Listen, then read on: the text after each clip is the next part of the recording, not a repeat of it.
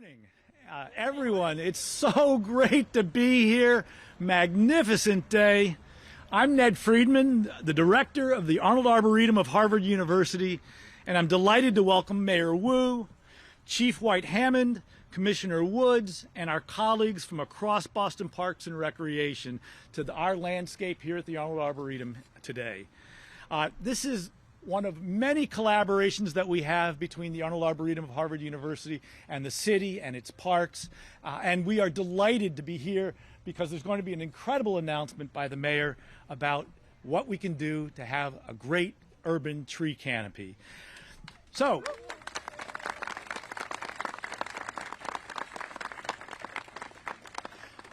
for those of you who don't know, the Arboretum here was founded 150 years ago, the first public arboretum in the New World, as a research institution of Harvard University, dedicated to collecting, preserving, and studying the world's temperate trees for the benefit of science and humankind. When the Arboretum began in 1872, the founding director, and by the way, I'm only the 8th person to have this gig, so it does not turn over very often.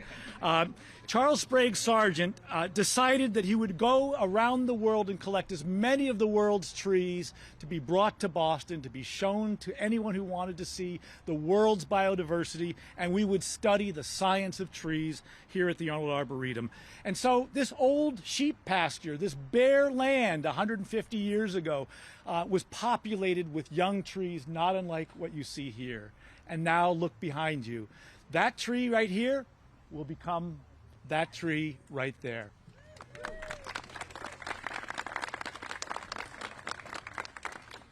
So shortly after the founding of the Arboretum, Sargent had an idea.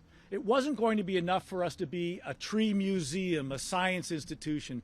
We had to be part of the life of Boston. And he turned to Frederick Law Olmsted, the greatest landscape architect in history, and he asked for Olmsted, as he was beginning to lay out the emerald necklace, to design the Arnold Arboretum. And you are looking at the masterpiece of Frederick Law Olmsted's career. But more than that, Olmsted and Sargent had an extra idea. What if they would give the land to the city of Boston so that forever this would be part of the park system? It would be free to everyone every single day. And we would take care of the trees, and Boston's world would come to us and get what we think is so important, a sense of connection with nature in an urban oasis. So over the last century and a half, we've learned not only about the biology and diversity of trees, but the care and challenges of keeping them healthy and alive during droughts, during overly watered years like last year when there was no end of rain. And we are continuing to grow and collect trees around the world for conservation value. As climate change threatens everything that we have around us, we go around the world to get plants into safe harbor so that they won't go extinct on our watch. And this is why we're so excited to have Mayor Wu here today, because what we're talking about is committing and doubling down on growing and caring for plants in the city of Boston. And we are so happy to be partnered with the city to help make that vision come true. So let me tell you a little bit about these dawn redwoods behind you. These were grown 3 years ago. They were small seeds you could have held in your hand. Imagine that. But our plant propagators are the world's greatest growers of trees, and those seeds have now grown to actually 6, 7, and 8 feet. And as I said, in just a matter of years, you always plant a tree not for yourself, but for your children and for your grandchildren and for your great-grandchildren. That's what they will be around the city of Boston. So what are dawn redwoods? Well, they're a symbol of so much about the Arnold Arboretum, including our deep love of biodiversity and particularly the trees and other woody plants of Asia. We have been going to Asia, to China, Japan, and Korea for over a century. It's one of the world's biodiversity hotspots for temperate trees. And when you're in love with trees, you go where they are. Thought to be extinct for a long time, in the 1940s, it was discovered that this dawn redwood was alive and well and growing in Hubei province. And the Arnold Arboretum was the first institution outside of China to receive seeds. Some of the people who had trained here from China and we're now in China as practicing botanists, arranged for us to get seeds sent to us in 1948. And that tree behind me is from one of those seeds that was collected in Hubei, was brought across and around the world to the Arnold Arboretum, coaxed to life, and then planted in the ground. It's a magical tree. It's a deciduous conifer whose needles will turn a beautiful bronze this fall and then fall to the ground, revealing the great architecture, the bones of the tree, the deeply fluted trunk. It's an inspiration in the winter, it's an inspiration in the fall, it's an inspiration all year round. And what's wonderful about it is that its ancestors go back. It's a living fossil. It goes back 90 million years. We can pull lawn redwoods out of the rocks. It's been wandering around the northern hemisphere. And then about 2 million years ago, all of these other groups of dawn redwoods went extinct, except for one group that made it and persisted in China. So the dawn redwood is also a symbol of persistence in the age of extinction. And that's one of the reasons we celebrate this tree at the Arnold Arboretum, and we want the city of Boston to have these trees to remind people of the challenges we have right now here in Boston and around the world in combating what we as humans have done to the world of biodiversity. So we're thrilled to offer 10 dawn redwood trees from our nurseries to the city of Boston. We applaud Mayor Wu for making this strong and ambitious commitment that she's about to describe to invest in trees to improve Boston's environment and boost quality of life for everyone. As I tell everyone, the Arnold Arboretum of Harvard University and all of the parks are not amenities. They are part of the healthcare network of Boston. We are important.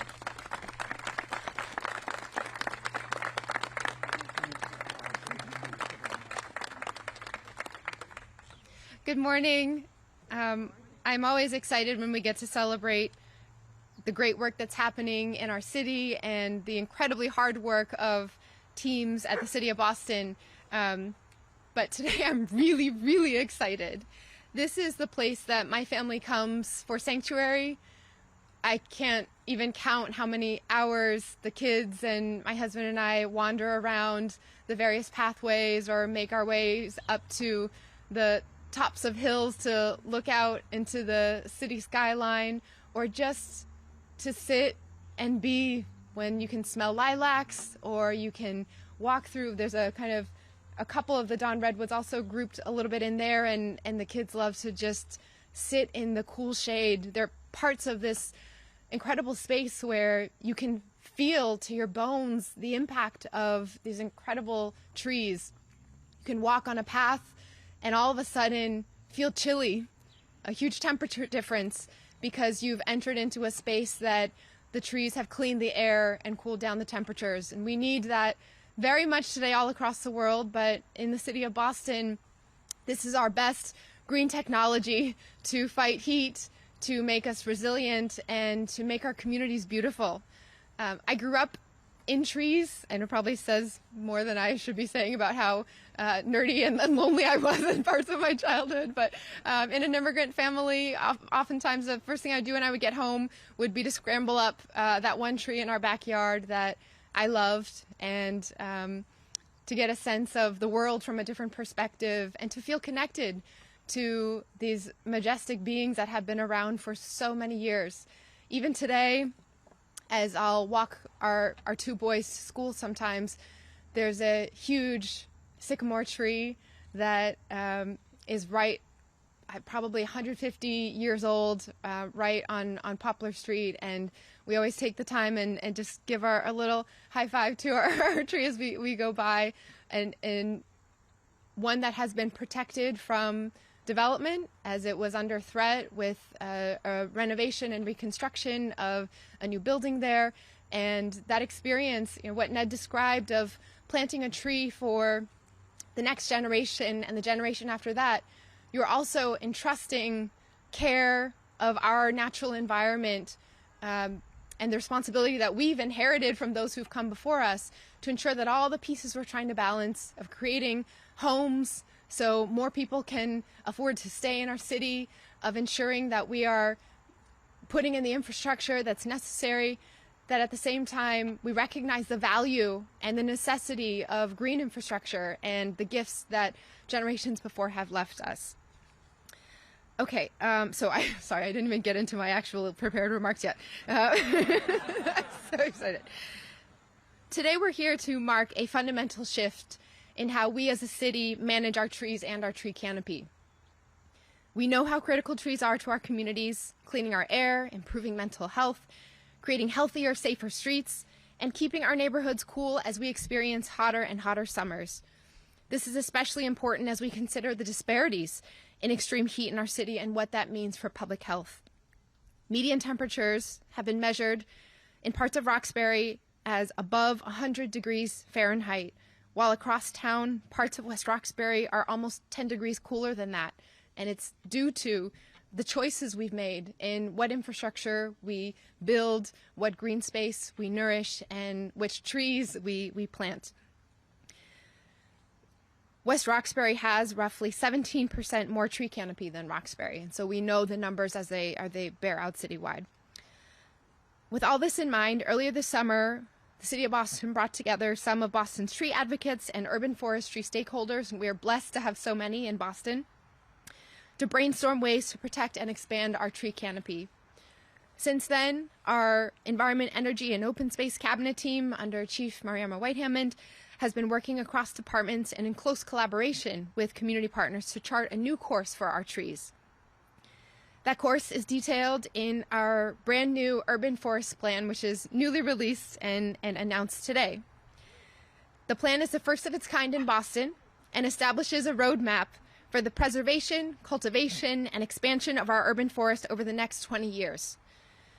The Parks Department put an incredible amount of work into this report, and I know our chief will share some more details about the plan shortly, but some top-level highlights. Many of the important changes announced and commitments and roadmap that we're charting out is rooted in the creation of a new forestry division, which will live within our Parks Department.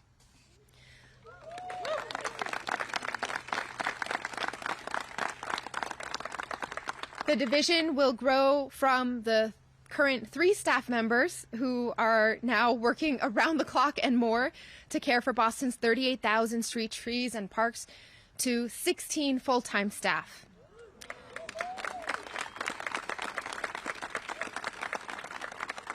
The growth of this team will allow us to take a more proactive approach to maintaining our tree canopy, address the backlog that we know exists of tree-related 311 constituent service requests, and identify areas in Boston that need more coverage.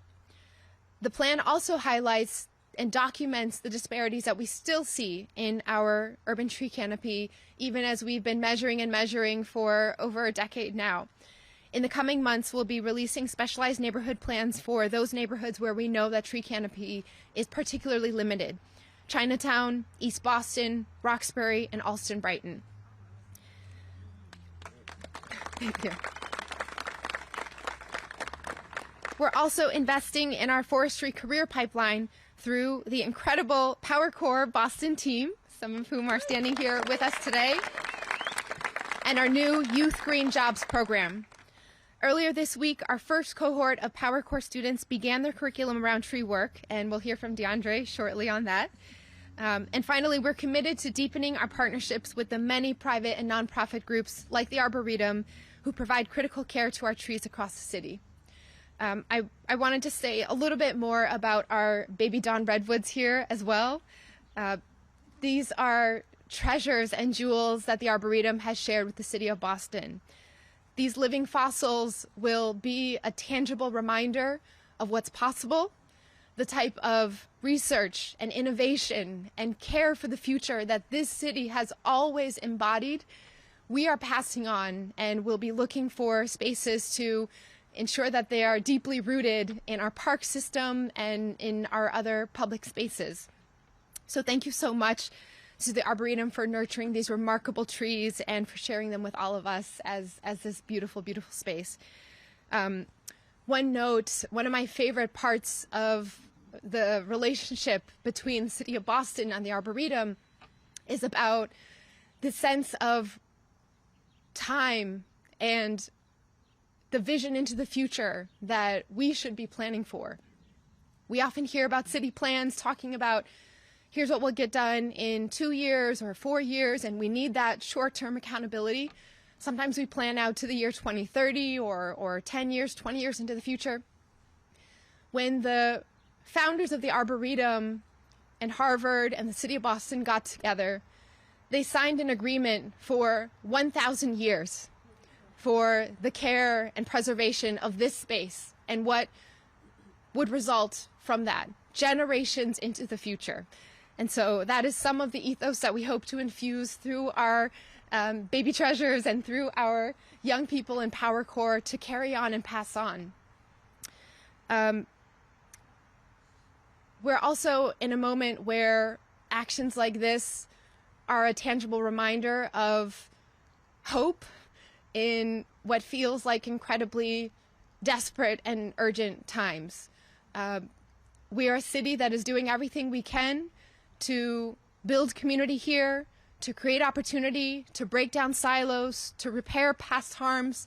We're also in a national context where the rest of the country looks to Boston for how we can change this dynamic of delayed action and conversations that often feel impossible to have. This is a space and this is a city where we want to be home for everyone. We want to be home for families. We want to be home to the most equitable growth and development in the city. We want to be home to those who want to do good and change the world for the better. That kind of innovation, partnership, and collaboration is what we hope to model every day. So thank you so much for being here.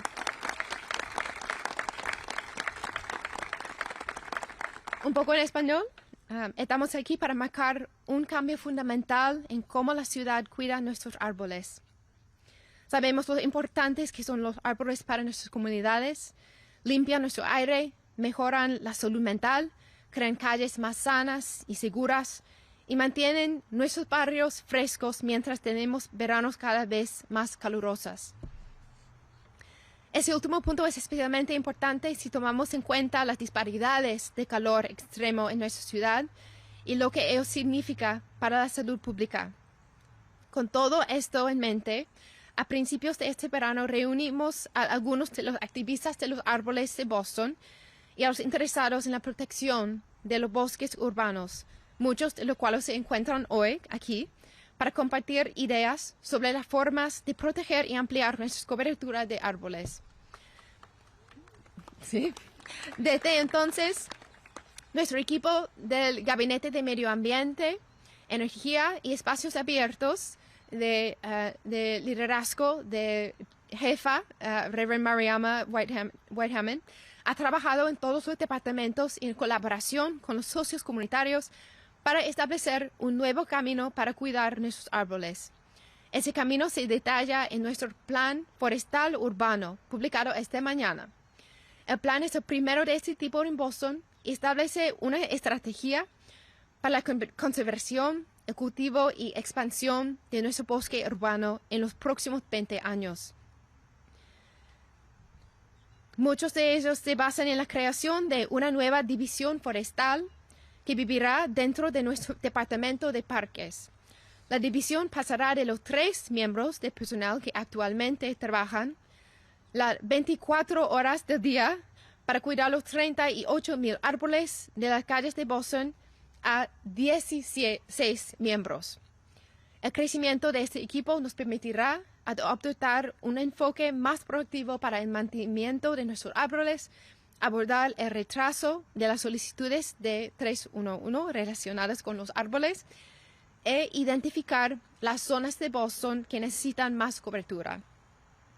En los próximos meses también publicaremos planes especializados para los vecindarios de Chinatown, East Boston, Roxbury y Austin Brighton, donde sabemos que la cobertura arbórea es limitada.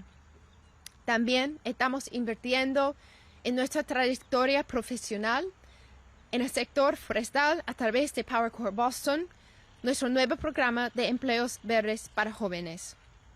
Y por último, Nos comprometemos a profundizar en nuestras asociaciones con numerosos grupos privados como el Arboretum, que se encargan del cuidado crítico de nuestros árboles en toda la ciudad.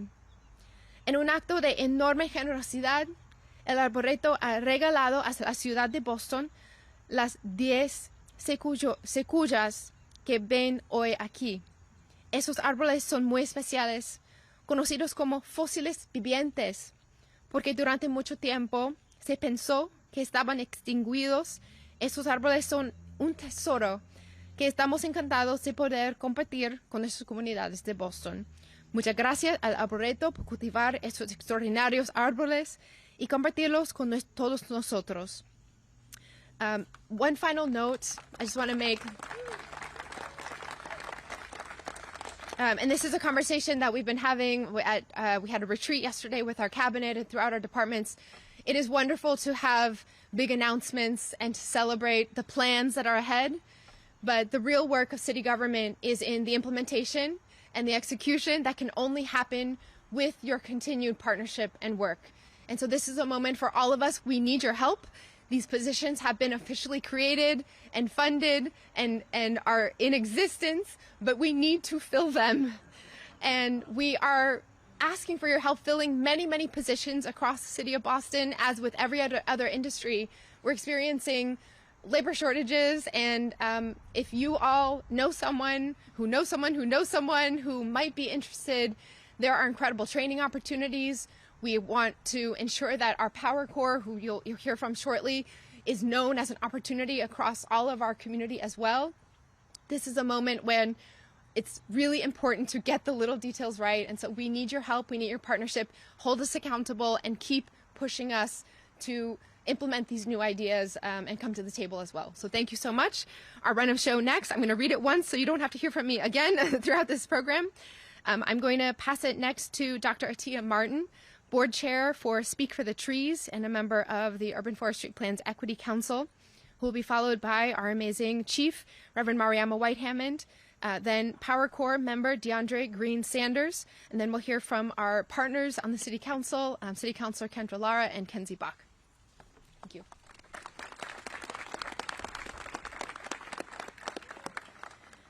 Happy Wednesday, everyone. And how about this beautiful last day of summer that we are experiencing? I know. So thank you, Mayor Wu and Reverend Chief White-Hammond and the Arboretum for hosting us today. We are very excited to be here. My name is Dr. Atia Martin, and I am a resident of the city of Boston, born and raised first and foremost. I am the CEO of All Aces, Inc. I am also the executive director of Next Leadership Development, a nonprofit based in here in Boston.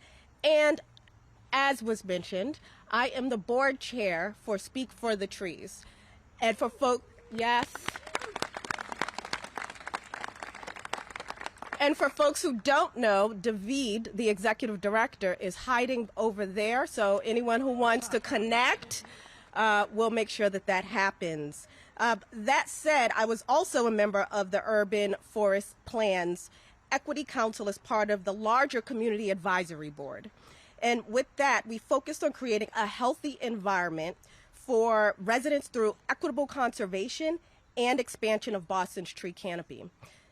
Boston's history of disinvestment has led to inequitable access to trees, which exacerbates urban heat island and poor air quality, as well as overall health and well-being of communities. As was mentioned earlier, the power of trees in healing and helping us see a bigger picture and helping us see things from a different perspective and creating a sense of awe, which is an important feeling for us to stay healthy psychologically and physically as human beings. In every community, every resident has the right to have access to all of those things. The Urban Forest Plan was developed with significant community guidance through a 71-member community advisory board, as well as input from the broader community. As a result of all of the data that was collected, you heard today about Mayor Wu expanding the forestry division, creating related workforce development opportunities, and deepening connections with community and private partners through one of them, for example, is the Arnold Arboretum. And I want to also thank all of the community members and community-based organizations who sacrificed precious time, very precious time, to provide their expertise as a part of this process. They played a crucial role in the relationship between government authority and community accountability.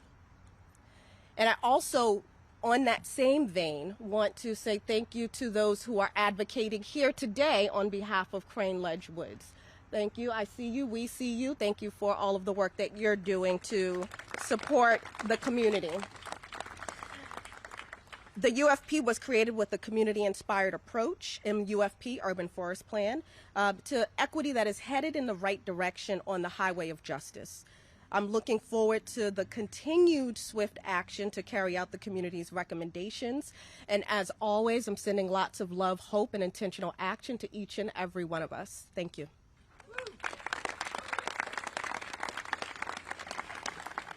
Thank you, Dr. Martin. I just want to take a moment. Raise your hand if you participated over the last year in the Urban Forestry Plan, if you were part of the council, if you came out to any of the open houses, because there's a lot of you that I see that I've seen part of that. So I want to say thank you because it took a lot of input over a year to really get to this point where we're actually able to release this plan. So I want to thank Dr. Martin and all the folks who showed up on night Zooms during the pandemic to keep moving this forward because of your deep commitment to trees. I want to thank Mayor Wu because we put together a plan of what we needed and she matched it. She was committed. We often say that the budget is a statement of values, and this budget that we have for FY23 is a statement of commitment to trees. And we thank the Arboretum for the generous donation of these 10 Dawn Redwoods. I also want to give a huge shout out to Maggie Owens and Liza Meyer and Max Ford Diamond, the members of the Boston Parks Department that spent a lot of time and energy on this plan and really bringing it to fruition. And so I do want to take a note to recognize we are here in Jamaica Plain, our most forested neighborhood. But I grew up in Roxbury, one of our least forested neighborhoods.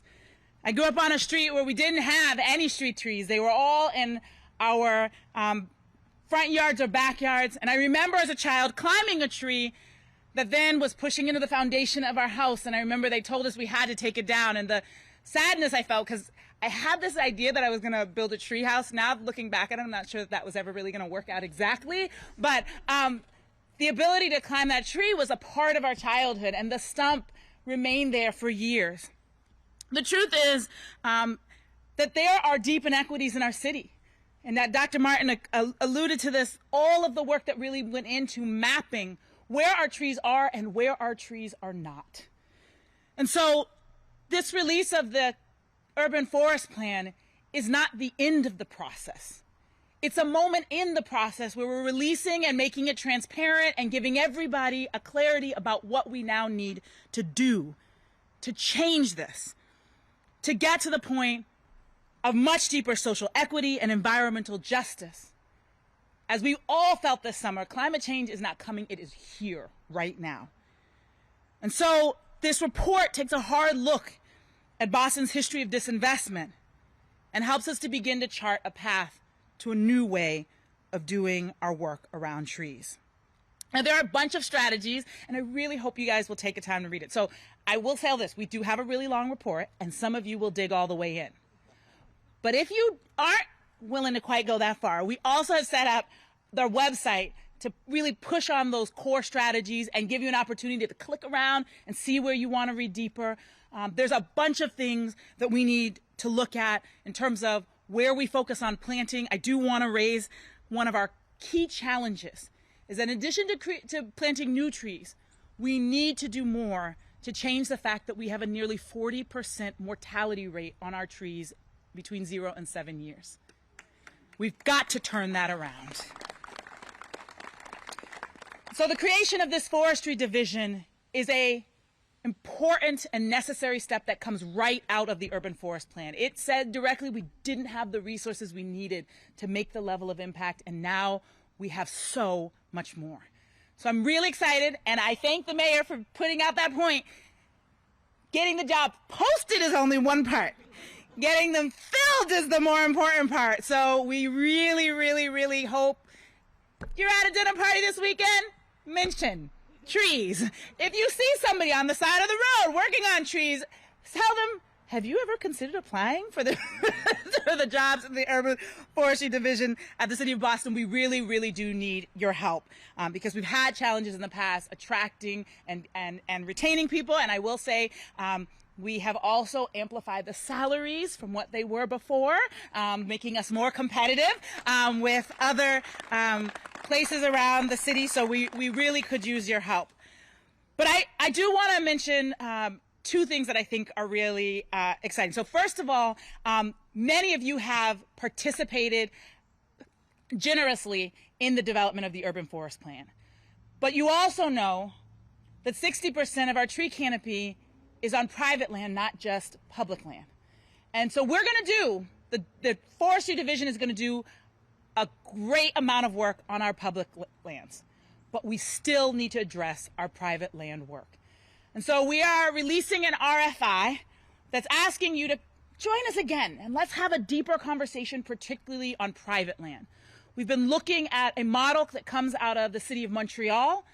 They have what they call l'Alliance, and it is an alliance of 50 groups across their city that come together annually to put together a tree planting and maintenance plan that also includes public education.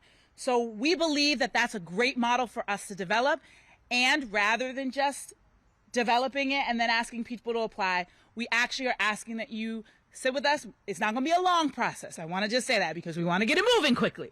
But we wanted to make sure there was a little bit of time for us to talk about what that structure would look like, because we need it to be something that works from the smallest neighborhood group that just wants to do something around maybe their own housing development to a larger group that has urban forestry as one of its central tenets. We are looking for something that can create an opportunity for everybody at whatever level they are able to participate to catalyze this work to plant and protect trees.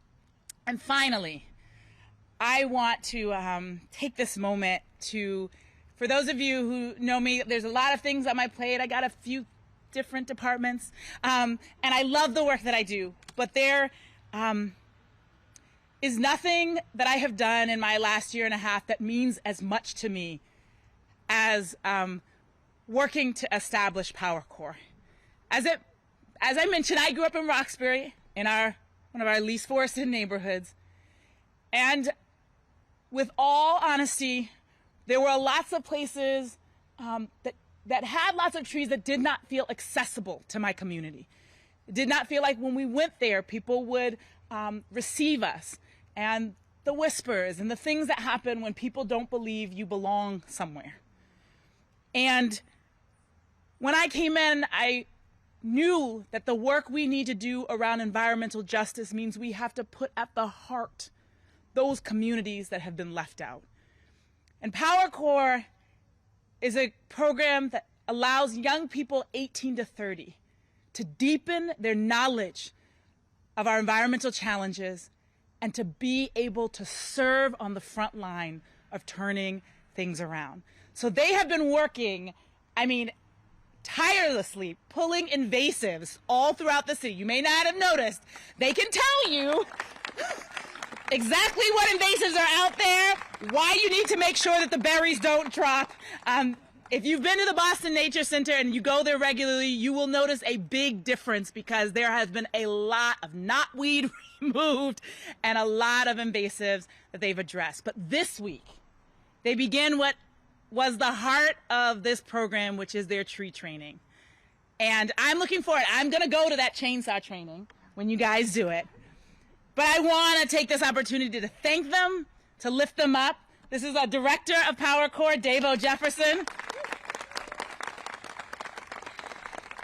And so it is my deepest honor to invite DeAndre Green Sanders to come and share about his experience and the powerful work that he's doing. We're both Dorchester people, so Dorchester is also a little unforested. So together, I'm just so proud of the amazing work that they're doing. DeAndre.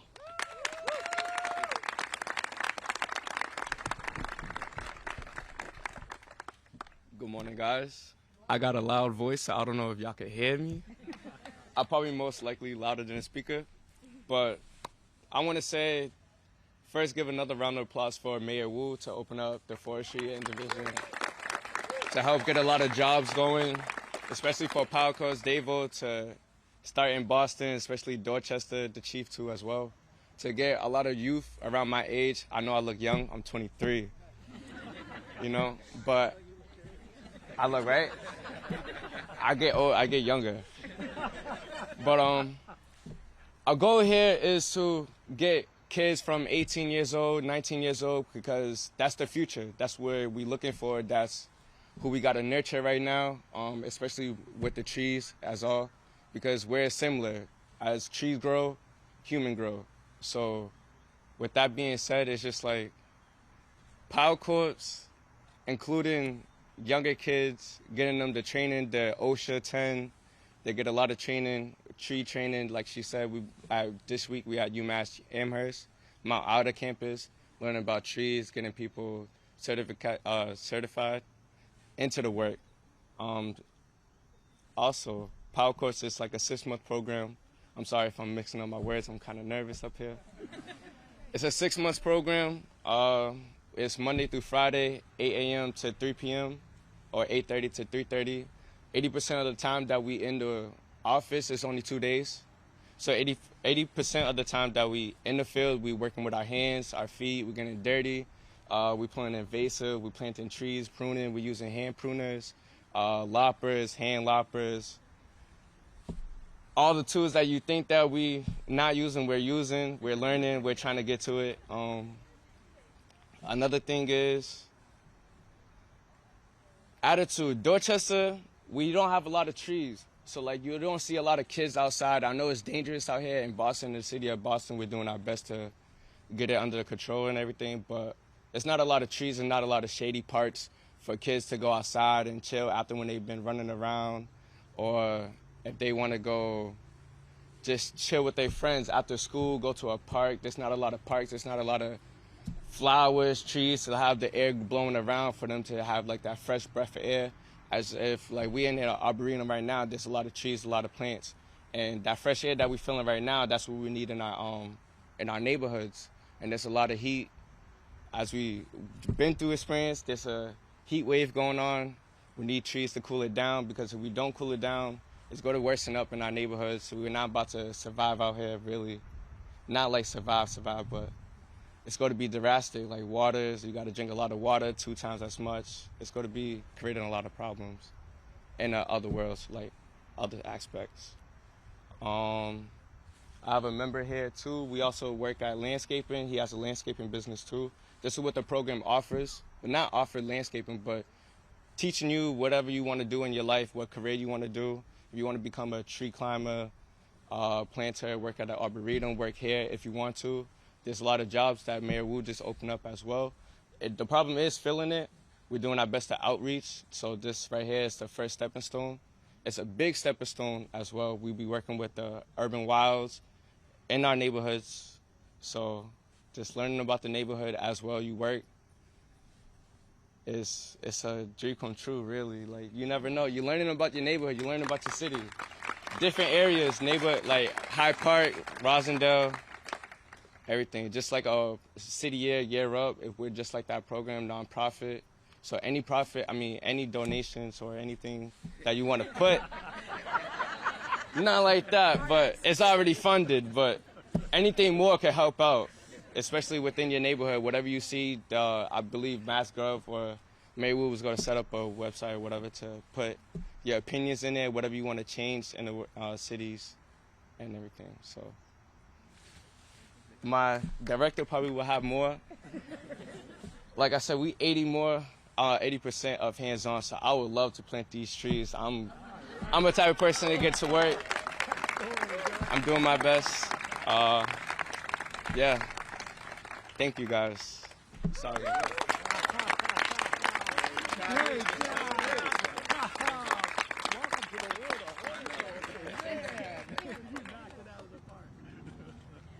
Good morning, everybody. Good morning. My name is Kendra Lara, and I am the Boston City Councilor for District 6, right here, Jamaica Plain, where we're standing. In addition to your local city councilor, I'm also the chair of the Environmental Justice, Resiliency, and Parks Committee on the Boston City Council. So I am incredibly happy and incredibly excited to be here with all of you this morning for this incredible announcement. Now, I'm a JP kid. And as a JP kid, I grew up with the beauty and the inspiration of Franklin Park, Jamaica Pond, and the Arboretum right in my backyard. And I want that for everybody. I want that for every single neighborhood. I want it for every young person in the city of Boston. That is the kind of access that we deserve all across the city, not just here in District 6. Now, I believe that climate change and the work of reversing the damage that we've done to this planet is all of our responsibility. But I don't think that we can be good stewards of the land if we are not in deep relationship with it. And what better way to cultivate a deep relationship with the land than making sure that it is visible and accessible to every single neighborhood in every single place in the city of Boston. And that, thank you. And the urban forestry plan sets a vision for how we make all of that possible here in the city of Boston. But the creation of the tree division sets a how to how we get this plan done. I think that the work that we do is how we do the work is equally as important as the work that we're doing. And with Power Core, we are making a commitment to ensuring that the work that we're doing here in the city of Boston is aligned with values of equity and justice, and that the people who are going to be most deeply impacted by climate change are at the forefront of doing the work. And so for me, I think that this is an incredible first step. We have a lot of work to do. But what a way to start it. So thank you so much to Mayor Wu, to Chief White Hammond, to Director Jefferson, to all of the folks at the Boston Parks Department, and to all of the young people who are here with us today who are representing Power Core. I look forward to continuing to be a partner in this work, and I look forward to activating our district into filling those positions to make sure that we can get all of this work done. So thank you all. Hi, everyone. I'm Boston City Councilor Kenzie Bach, and I've had the honor to be deeply involved in the launching of Power Core over the last couple of years. I want to echo the chief in sort of the sentiment that I think it's just about the most important thing that we've worked on in the last couple of years. And for anybody who comes to city council hearings and wonders if they turn into anything, I see many folks who were at the December 2020 hearing where we were first dreaming of a youth Green Jobs Corps, and shout out to my chief of staff Emily Brown, who's here, who said, Philly Power Corps is just about the best program out there. And then we started kind of marching along the path of what would it take, and I'm really proud that the city council, the entire Boston City Council, both last term and this term, has supported this work with significant American Rescue Plan Act funds, and also with strong support for that first tranche of new tree jobs coming into the budget for this year so that we can hit the ground running. And I feel confident in saying that the tree caucus of the city council is strong enough, represented here both by myself and Councilor Lara, that we will be supporting those 16 jobs and their growth and expansion. So, I think this is really something where all of government's able to come together. But the part that excites me, frankly, is not those of us who hold elected office. It's the leadership that we're going to see from the likes of DeAndre and Iman and the cohort that we've got started at Power Core. I had the great good fortune to go and visit them out at the Nature Center last week, and indeed the knowledge of invasives is already amazing, and I learned a ton just talking to all the participants. I really want to emphasize to people today that same visual that you see where you see these 6, 7, 8 foot trees, and then you see I don't know, Ned, how tall is it? the 75, 100-foot tree, whatever it is behind me, that same visual where you see a small thing and then we're pointing towards the big thing that it needs to become. I want you to think that about PowerCore Boston, and about the fact that our young people in Boston, especially our young people of color, especially our young people who in various ways have been dismissed by so many of our systems over time, that those people are going to be the people who lead climate justice in Boston. And that all of this work that we're talking about, the forestry division, what we want is for our young people in Boston to both fill the amped up forestry jobs that we're going to have in the city, the jobs that, as Mariama alluded to, you all are going to create on the private side in order to help handle those private trees. And then we want to get to a world where people around the region and around the country are stealing young people from Boston because we have this incredible hub of talent, and especially talent from our Black and Brown communities and from those very communities that have been mentioned so many times today that don't have the tree cover that they should. And so it's really by these folks, Iman, DeAndre, all of their cohort being the leaders, that we're gonna flip these ratios around and really do the work that needs to happen. So please, everybody, join us in supporting PowerCore. It's already gone from the seed to the sapling, but we want it to be like that mighty Don Redwood behind me. And thank you so much.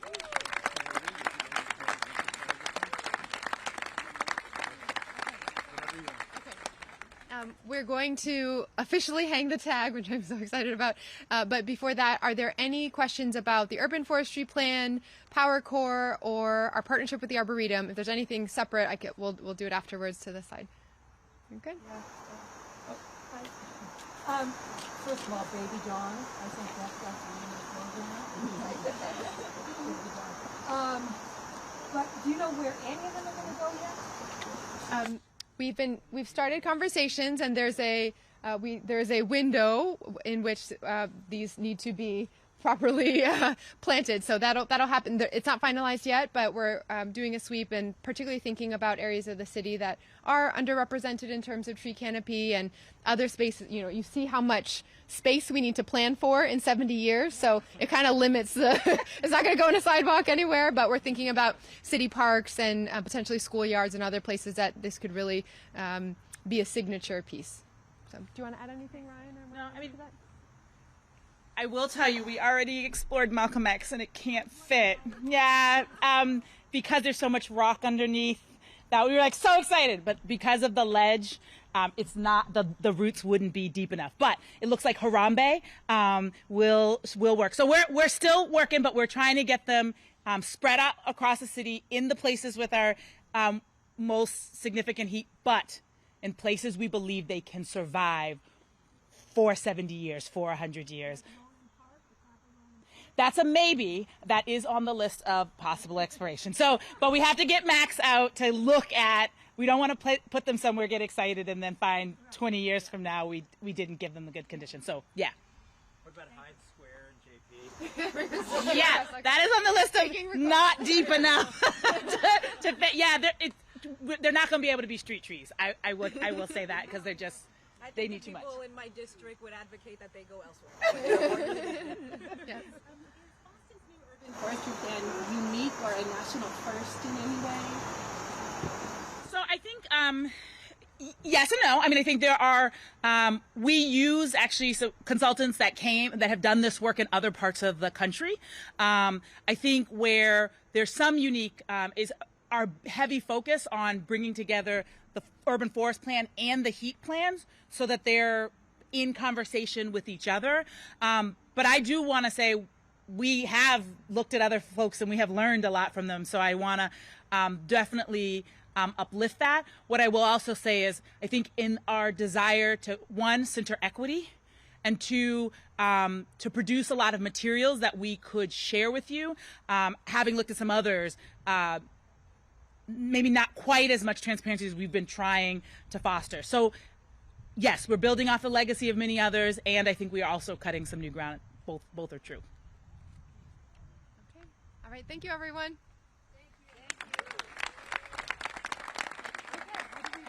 Well, we're going to just go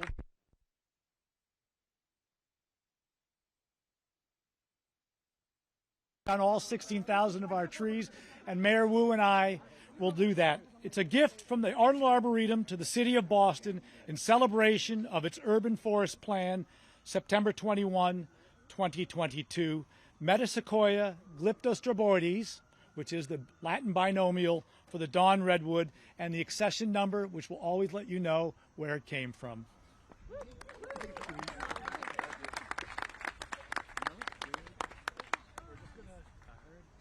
I'm going to just get started and then you take over. I've never heard anything